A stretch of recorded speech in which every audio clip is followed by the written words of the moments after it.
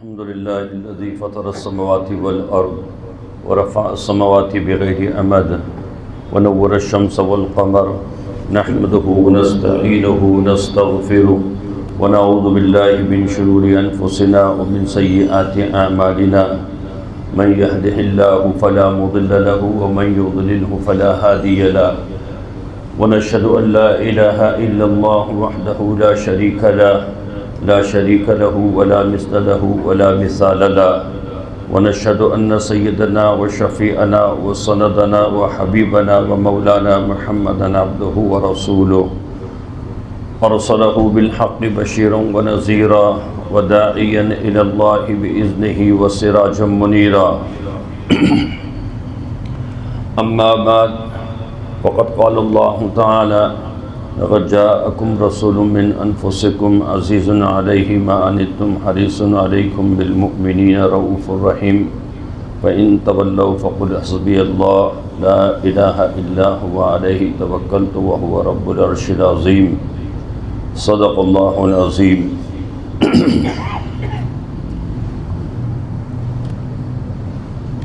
اللہ تبارک و تعالیٰ نے ہمیں رسول اللہ صلی اللہ علیہ وسلم کی نسبت عطا فرمائی ہے. ہم امت محمدیہ میں سے ہیں، یہ ہمارے لیے بڑا فخر ہے. اللہ کے نبی صلی اللہ علیہ وسلم ہمارے نبی ہیں اور ہمیں ان سے امتی ہونے کی نسبت حاصل ہے، اور ان کی شفاعت کبریٰ اس کی ہمیں امید ہے کہ اللہ تبارک و تعالیٰ ان کی شفاعت ہمیں عطا فرمائیں گے. نبی اکرم صلی اللہ علیہ وسلم کی ولادت ربیع الاول کے مہینے میں اور آپ کی وفات ربیع الاول کے مہینے میں ہوئی ہے. تاریخی حوالوں سے اگر دیکھا جائے تو ولادت کی جو تاریخ ہے، جو محقق تاریخ ہے، وہ 8 ربیع الاول بنتی ہے کہ 8 ربیع الاول کو آپ کی ولادت ہوئی تھی، اور وفات آپ صلی اللہ علیہ وسلم کی 12 ربیع الاول کو ہوئی تھی. نبی علیہ السلام پیر کے دن پیدا ہوئے تھے. پیر کے دن آپ صلی اللہ علیہ وسلم بڑے اہتمام کے ساتھ روزہ رکھا کرتے تھے. ایک مرتبہ کسی صحابی نے پوچھا، اللہ کے نبی آپ یہ پیر کا دن روزہ رکھتے ہیں، اس کی کوئی وجہ؟ تو آپ نے فرمایا کہ میں اس دن پیدا ہوا تھا. تو آپ صلی اللہ علیہ وسلم نے تاریخ کا لحاظ نہیں کیا، دن کا لحاظ کیا، کہ یہ نہیں کہ جو تاریخ جس دن پیدا ہوئے تھے تو اس دن سالگرہ منائی ہے اور اس دن روزہ رکھ رہے ہیں، بلکہ پیر کا دن، اور ہر پیر کا دن. مہینے میں کتنے پیر آتے ہیں؟ 4 پیر آتے ہیں. تو 4 پیر اور سال میں کتنے ہو گئے؟ 12 چوک 48 پیر آپ صلی اللہ علیہ وسلم روزہ رکھا کرتے. تو اگر ولادت کی خوشی منانی ہے تو پھر پیر کا روزہ بھی تو رکھا جائے، تاکہ رسول اللہ صلی اللہ علیہ وسلم کی سنت کا اتباع ہو جائے کہ آپ صلی اللہ علیہ وسلم پیر کو روزہ رکھا کرتے تھے. آپ صلی اللہ علیہ وسلم نے ربیع الاول کے مہینے کے پیر نہیں بلکہ پورے سال کے پیروں کے اندر آپ صلی اللہ علیہ وسلم نے روزہ رکھا ہے. حدیث میں آتا ہے، نبی علیہ السلام فرماتے ہیں، انا سید ولد آدم ولا فخر، میں آدم کی اولاد کا سردار ہوں لیکن مجھے اس پر فخر نہیں ہے. اللہ تعالیٰ نے مجھے سرداری عطا فرمائی. سید الانبیاء، انبیاء کے بھی سید تھے، انبیاء کے بھی سردار تھے. تو اس امت کے سب سے افضل ترین انسان رسول اللہ صلی اللہ علیہ وسلم تھے. انا نبی و آدم بین الماء والطین، نبی علیہ السلام فرماتے ہیں کہ میں اس وقت بھی نبی تھا جب آدم پانی اور مٹی کے درمیان میں تھے. یعنی اللہ تبارک و تعالیٰ نے جو پانی اور مٹی سے گوندا، جو ایک پروسیس تھا، اس پروسیس کے درمیان ابھی آدم علیہ السلام چل رہے تھے اور اللہ کے نبی صلی اللہ علیہ وسلم کی نبوت کا فیصلہ ہو چکا تھا. آپ صلی اللہ علیہ وسلم نے فرمایا کہ حیاتی خیر لکم تحدثون ونحدث لکم. آپ نے فرمایا کہ صحابہ سے کہ دیکھو میری زندگی تمہارے لیے بڑی خیر کا باعث ہے، تم مجھ سے بات کرتے ہو اور ہم تم سے بات کرتے ہیں، وفاتی خیر لکم، اور نبی صلی اللہ علیہ وسلم نے فرمایا کہ میری وفات بھی تمہارے لیے بہترین ہوگی، میں دنیا سے چلا جاؤں گا اس میں بھی بہتری ہوگی۔ تو رضو علیہ اعمالکم، تمہارے اعمال میرے پاس پیش کیے جائیں گے۔ فما رأیت من خیر حمدت اللہ علیہ، تو لہٰذا جب میں تمہارے خیر کے اعمال دیکھوں گا کہ امت کے یہ اعمال ہیں تو میں اللہ کا شکر ادا کروں گا۔ وما رأیت من شر استغفرت اللہ لکم، اور اگر میں ان اعمال کے اندر کوئی شر دیکھوں گا، گناہ دیکھوں گا تو میں تمہارے لیے استغفار کروں گا۔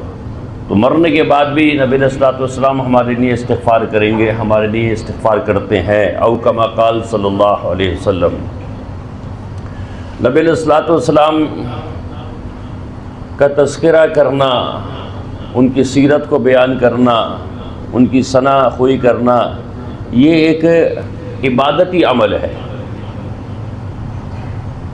یہ جذباتیت نہیں ہے، عبادت ہے۔ یہ قرآن میں اللہ فرما رہے ہیں ان اللہ و ملائکتہ یصلون علی النبی یا ایھا الذین آمنوا صلوا علیہ وسلموا تسلیما، کہ ملائکہ اور اللہ فرما رہے ہیں میں خود اپنے نبی پر رحمت بھیجتا ہوں، تو لہٰذا اے ایمان والو تم بھی ان پر رحمت بھیجو اور ان پر درود بھیجا کرو۔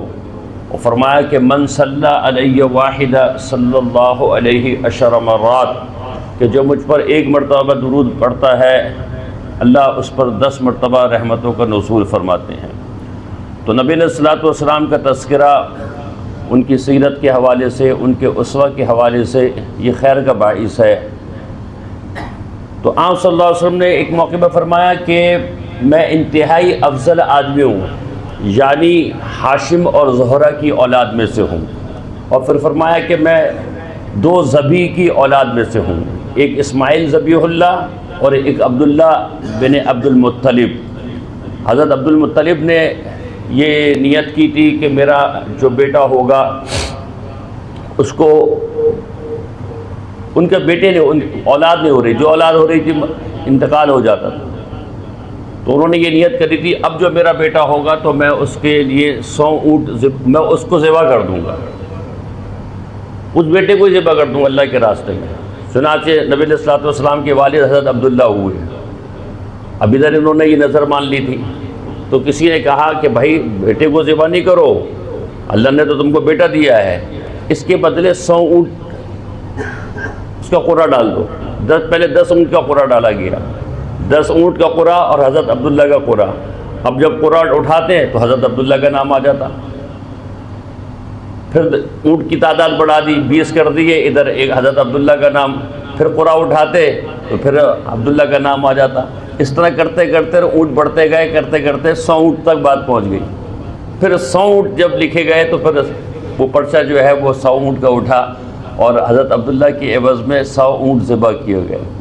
دوسرے نبی علیہ الصلوۃ والسلام نے فرمایا کہ میں 2 ذبیحوں کا بیٹا ہوں۔ حضرت آدم علیہ الصلوۃ والسلام نے روایت میں آتا ہے کہ عرش پر رسول اللہ صلی اللہ علیہ وسلم کا نام نامی دیکھا تو پوچھا یہ کون ہے؟ تو نبی علیہ الصلوۃ والسلام فرماتے ہیں کہ اللہ تعالیٰ نے فرمایا کہ اگر یہ محمد ہیں، اگر محمد کو پیدا نہ کرنا ہوتا تو تمہیں بھی پیدا نہ کرتا۔ اور اللہ تعالیٰ نے فرمایا کہ میں نے دنیا اور دنیا والوں کو اس لیے پیدا کیا ہے تاکہ میں دکھاؤں کہ میرے نزدیک آپ صلی اللہ علیہ وسلم کا مرتبہ کیا ہے، آپ صلی اللہ علیہ وسلم کا جو مقام اور مرتبہ۔ روایت میں آتا ہے کہ جب نبی علیہ الصلوۃ والسلام اپنی والدہ کے حمل میں آئے ہیں تو حضرت آمنہ فرماتی ہیں کہ مجھے احساس ہی نہیں ہوا، پتہ ہی نہیں چلا، ورنہ عام طور پر جو حمل کی تکلیف خواتین کو ہوتی ہے اس تکلیف سے بالکل مبرہ تھیں۔ فرماتی ہیں مجھے پتہ ہی چلا۔ وہ تو جب ایک سلسلہ ہوتا ہے کہ جب عورت حمل سے ہوتی ہے تو اس کا حیض انقطاع ہو جاتا ہے، حیض رک جاتا ہے، تو اس سے ان کو پتہ چلا، ورنہ حمل کی تکلیف آپ صلی اللہ علیہ وسلم آپ اپنی والدہ محترمہ کے بطن میں آئے ہیں اور والدہ کو کوئی کسی قسم کی کوئی تکلیف نہیں ہوگی۔ اور حضرت آمنہ فرماتی ہیں کہ میں سونے اور جاگنے کی حالت میں تھی، میرے پاس کوئی شخص آیا، مجھے نہیں پتہ کون تھا، چنانچہ روایت میں آتا ہے وہ فرشتہ تھا۔ تو اس شخص نے مجھے یہ آواز لگائی، کیا تمہیں معلوم ہے کہ تمہارے پیٹ میں کائنات کے سردار اور امت کے نبی ہیں؟ حضرت فاطمہ آمنہ رضی اللہ تعالی عنہا کو پہلے ہی سے بشارت مل گئی تھی کہ آپ کے پیٹ میں جو ہے وہ کائنات کا سردار ہے اور نبی آخر زماں ہیں صلی اللہ علیہ وسلم۔ پھر چنانچہ روایت میں آتا ہے، یہ سیرت حلبیہ کی ساری تفاسیر ہے جو کہ ام السیر کہلاتی ہے، سیرت حلبیہ امام حلبی رحمہ اللہ کی۔ جب پیدائش کا وقت آیا ہے تو اس نے حضرت آمنہ رضی اللہ عنہ کو یہ فرمایا، میں بار بار جو حضرت آمنہ رضی اللہ عنہ کہہ رہا ہوں، رضی اللہ عنہ کس کو کہتے ہیں؟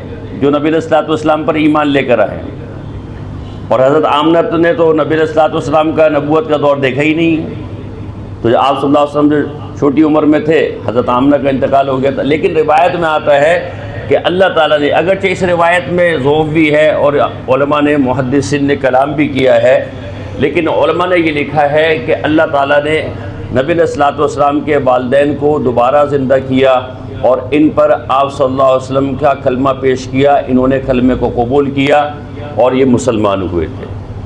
تو آپ صلی اللہ علیہ وسلم کے والدین جو ہیں، اب کائنات کے افضل ترین انسان ہیں، ان کے والدین کے جہنم میں جائیں گے کیا؟ جن کے بطن میں نبی علیہ الصلوۃ والسلام رہے اور جن کے نطفے سے منتقل ہوئے، تو ان کا بھی تو کوئی مقام ہوگا، کوئی معمولی درجے کے تھوڑی ہوں گے وہ لوگ۔ تو حضرت آمنہ رضی اللہ عنہ فرماتی ہیں کہ جب پیدائش کا وقت آیا تو پھر وہی فرشتہ میرے پاس آیا اور اس نے کہا کہ تمہارے ہاں پیدائش ہو تو یہ کہنا، وَأُعِيذُ بِالْوَاحِدِ مِن شَرِّ كُلِّ حاسد، کہ میں اس کو ایک اللہ کی پناہ میں دیتی ہوں اور ہر حاسد کے شر سے اللہ اس کی حفاظت فرمائے، اور اس بچے کا نام محمد رکھنا، آسمانوں اور تورات اور انجیل میں اس کا نام احمد ہوگا۔ احمد اور محمد دونوں کے معنی تقریباً ایک ہی ہے کہ جس کی حمد کی جاتی ہے اور جس کی تعریف کی جاتی ہے۔ اس کائنات میں اللہ کے بعد جو سب سے زیادہ تعریف کی گئی ہے وہ رسول اللہ صلی اللہ علیہ وسلم کی گئی۔ ہر زبان کے اندر، ہر زمانے کے اندر کتابیں لکھی گئی ہیں سیرت کے اوپر اور اس عنوان کے اوپر، اور علماء کی تقاریر ہیں، بیان کرنے والوں کے بیانات ہیں۔ جتنا رسول اللہ صلی اللہ علیہ وسلم کا مخلوقات میں گویا کہ چرچا ہے، نام نامی ہے، اور آپ صلی اللہ علیہ وسلم کی تعریفات کی جاتی ہے، اتنی تعریف کسی کی بھی نہیں ہوتی ہے۔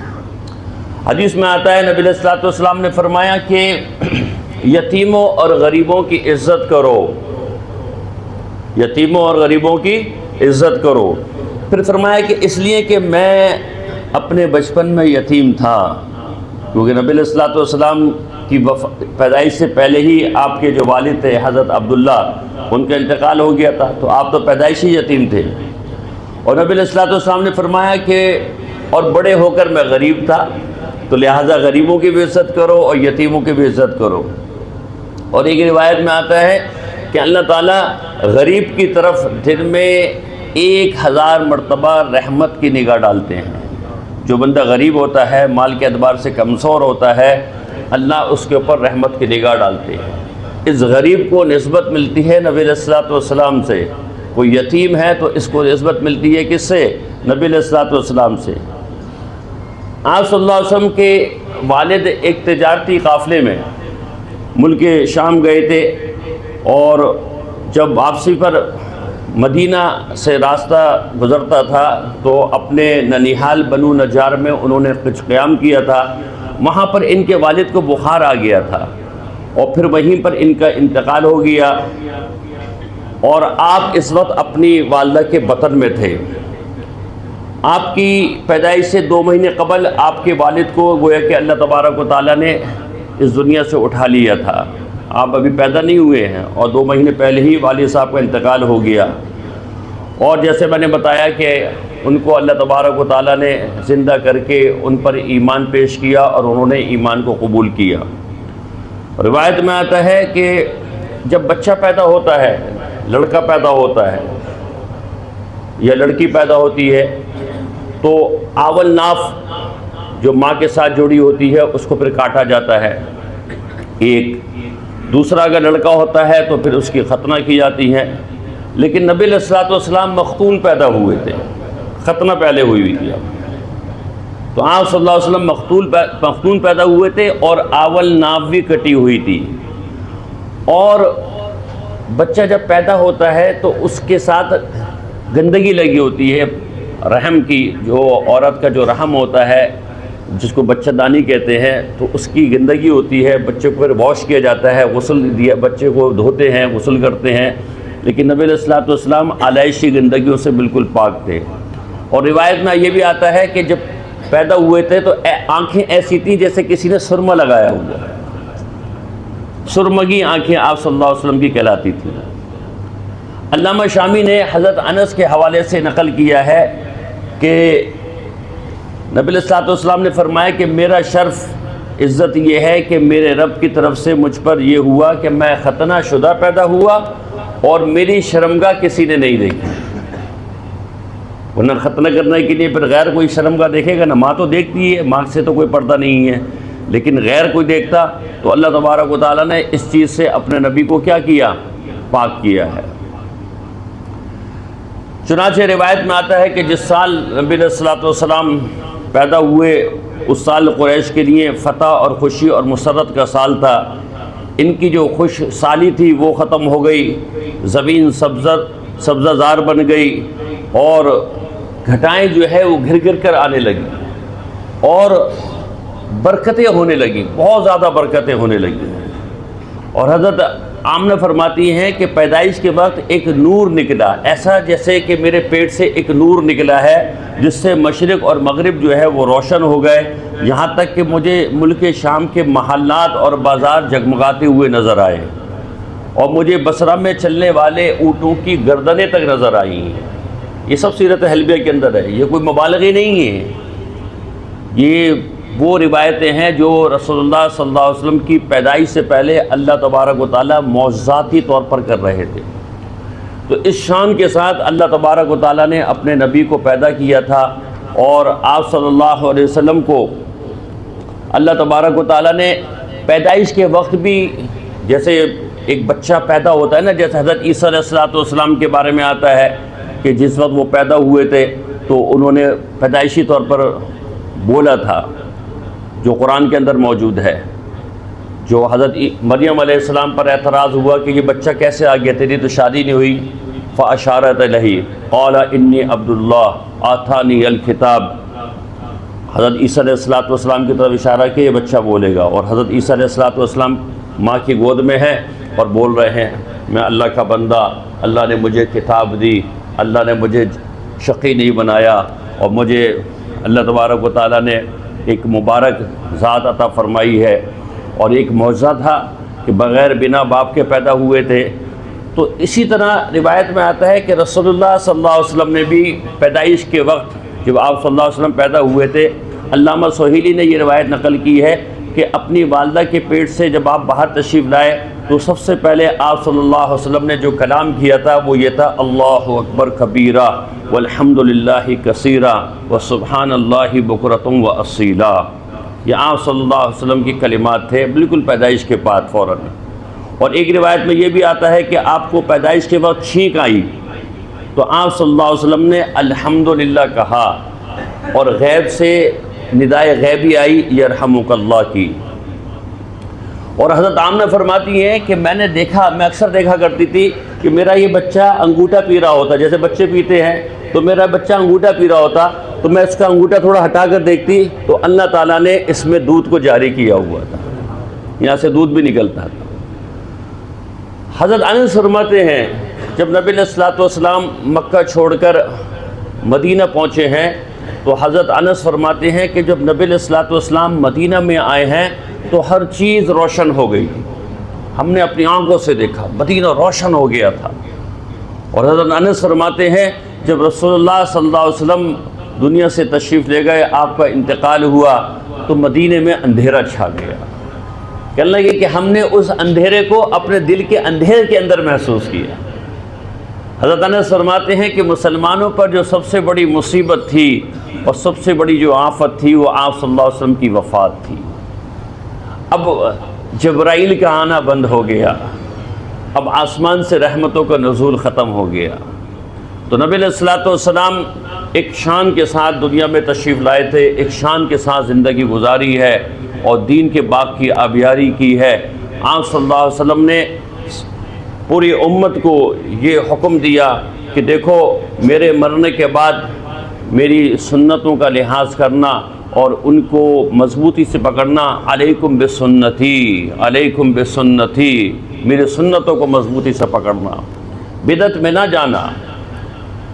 نبی علیہ الصلوۃ والسلام نے فرمایا کہ جس نے بدعت کو ایجاد کیا اس کا ٹھکانہ جہنم ہے، بدعت میں نہ جانا۔ بدعت کیا ہے؟ جو دین کے عنوان سے کوئی کام کیا جائے اور وہ دین میں نہیں، سنو، من احدث فی امرنا ھذا ما لیس منہ فہو رد، جس نے ہمارے اس دین میں کوئی چیز ایجاد کری اور وہ دین میں سے نہیں ہے تو وہ رد ہے، مردود ہے۔ اب بیچارے کوئی بے وقوف یہ کہے کہ بھئی یہ جو فانوس ہے یہ بھی تو نبی علیہ الصلوۃ والسلام کے زمانے میں نہیں تھا، اس کو ہٹاؤ مسجد سے، یہ پنکھا بھی نہیں تو بھائی یہ فانوس، یہ پنکھا، یہ لائٹیں یہ دین کے عنوان پر نہیں ہے۔ ہم اگر یہ گھڑی پہنے ہوئے ہیں یہ دین کے عنوان پر نہیں ہے، یہ چشمہ لگائے ہوئے ہیں دین کے عنوان پر نہیں ہے کہ ہم اس کو لگا کر سمجھ رہے ہیں کہ بہت ثواب کا کام ہے اور یہ جو ہے نا یہ دین کا کوئی حصہ ہے گھڑی پہننا۔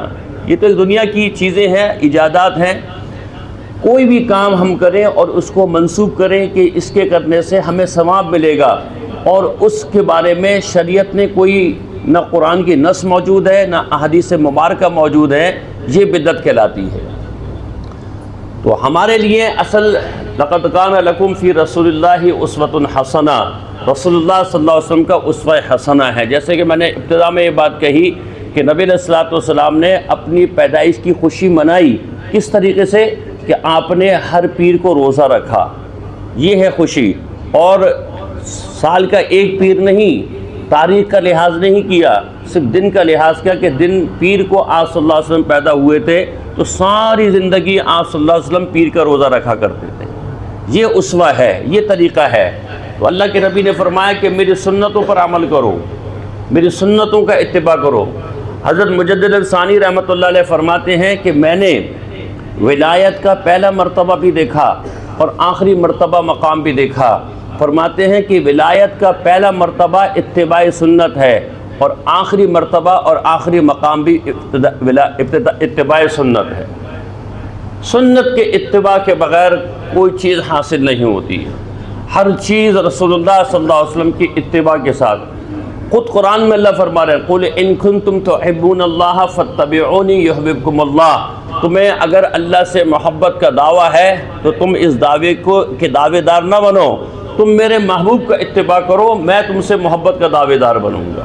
اللہ خود محبت کریں گے اگر ہمارے اندر رسول اللہ صلی اللہ علیہ وسلم کی سنتیں ہوئیں کہ ہمارا چلنا پھرنا، اٹھنا بیٹھنا، سونا جاگنا، بات کرنا، بیوی بچوں کے ساتھ حسن سلوک، معاشرت، تجارت، سارے معاملات ہمارے رسول اللہ صلی اللہ علیہ وسلم کے مطابق، ہمارا حال حلیہ، ہمارا چہرہ مورا، ہمارا سونا، ہمارا کھانا، ہماری شادی، ہماری غمی، یہ سارے کے سارے رسول اللہ صلی اللہ علیہ وسلم کے طریقے کے مطابق ہوں۔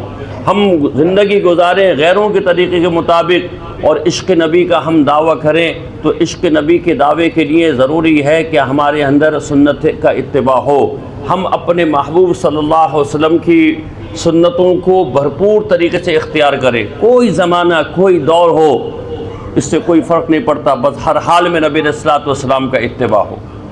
صحابہ روم کے بادشاہ کے دربار میں بیٹھے ہوئے ہیں اور کھانا کھا رہے ہیں، ہاتھ سے ایک نوالا گرتا ہے، دسترخوان پر گرتا ہے تو صحابی نے جو ہے وہ نوالا اٹھا کر، کیونکہ حدیث میں آتا ہے کہ دسترخوان پر کوئی نوالا گر جائے، کوئی چیز گر جائے تو اس کو اٹھا کر کھا لو، گندگی تھوڑی ہے، دسترخوان تو صاف ہوتا ہے۔ لیکن آج کل کا جو ماڈرن زمانہ ہے وہ اس کو بڑا برا سمجھتا ہے کہ ٹیبل کے اوپر یا دسترخوان پر کوئی چیز پڑی ہے اس کو اٹھا کر کھا لو۔ ہاں اگر کوئی زمین کے اوپر گری ہے جو گندگی کی جگہ ہے وہاں سے نہ اٹھایا جائے، تو بہرحال ان صحابی نے اٹھا کر کھایا تو کسی نے ان کو ٹوک لگائی کہ تم روم کے بادشاہ کے دربار میں ہو اور دسترخوان کی اٹھائی ہوئی چیز کھا رہے ہو، وہ کیا سمجھیں گے کہ مدینے سے آئے ہوئے یہ عرب مہمان اور نبی علیہ الصلوۃ والسلام کے خادم یہ اتنے گرے پڑے ہیں کہ ان کی چیزیں اٹھا کر کھا لیتے ہیں۔ تو انہوں نے فرمایا کہ یہ نبی کی سنت ہے، یہ کیا ہے؟ نبی کی سنت ہے۔ اور پھر انہوں نے ایک تاریخی کلمہ کہا، اور کیا کہا؟ اترک سنت حبیبی لہؤلاء الحمقاء، کیا ان بیوقوفوں کی خاطر اپنے نبی کی سنت کو چھوڑ دوں؟ نبی کی سنت کو نہیں چھوڑ سکتا ان بیوقوفوں کی خاطر۔ تو کوئی بھی زمانہ ہو، کوئی بھی دور ہو، ہر حال میں نبی علیہ الصلوۃ والسلام کی سنت، ٹخنوں سے اوپر کپڑا رکھنا یہ نبی کی سنت ہے، چہرے پر داڑھی کو سجانا یہ نبی کی سنت ہے، سر کے اوپر ٹوپی پگڑی ہونا یہ نبی کی سنت ہے، یہ حال حلیہ اختیار کرنا نبی کی سنت ہے۔ نبی علیہ الصلوۃ والسلام کا طریقہ اختیار کرنا، اسوہ اختیار کرنا، یہ قرآن کا مطلوب ہے۔ لقد کان لکم فی رسول اللہ اسوۃ حسنہ، کوئی اور تمہارے سامنے معیار نہیں ہونا چاہیے اور کوئی اور تمہارا کوئی ہیرو نہیں ہونا چاہیے۔ ہمارا ہیرو کون ہے؟ رسول اللہ صلی اللہ علیہ وسلم۔ اللہ تبارک و تعالیٰ رسول اللہ صلی اللہ علیہ وسلم کا کامل اتباع نصیب فرمائے، کامل محبت نصیب فرمائے۔